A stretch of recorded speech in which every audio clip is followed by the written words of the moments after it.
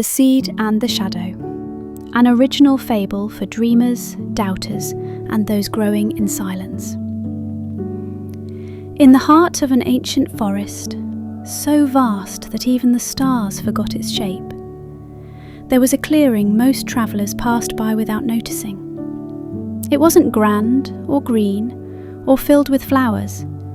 In fact, it was rather plain, a patch of cracked soil, 2 heavy stones, and a canopy so thick sunlight barely visited. But on the first day of spring, something happened there. A single seed, carried on the breath of a bird's wing, landed between those 2 stones. The seed was small, not magical, not rare, just ordinary by every measure. But it carried within it a dream as big as the sky. To become a tree. Not just any tree, a tree with strong branches for the birds, a tree with wide roots to hold the earth steady, a tree that mattered. But right away the seed realised something. It had landed in the wrong place. To its left and right, the 2 stones pressed in close, tight enough to pinch the roots. Above, a towering elder tree blocked almost all the light. Its thick leaves made the air cool, its roots drank deeply from the earth, and its shadow swallowed everything. Still, the seed tried. It split open gently, pushing down the tiniest root and lifting one green shoot toward the light. It was slow work. Days passed with little reward. The sun peeked through the leaves for only a moment each morning, just enough to whisper, comforting, "I'm still here." The other plants in the forest laughed quietly. "Poor thing," muttered a violet with velvet petals, pitying. "That seed should have landed where the soil is soft." "The shadow will choke it," sighed a row of ferns. "It won't survive the first storm." The seed heard them, and some nights it believed them. "I'm not strong enough," it thought. "Not brave enough. Not lucky enough."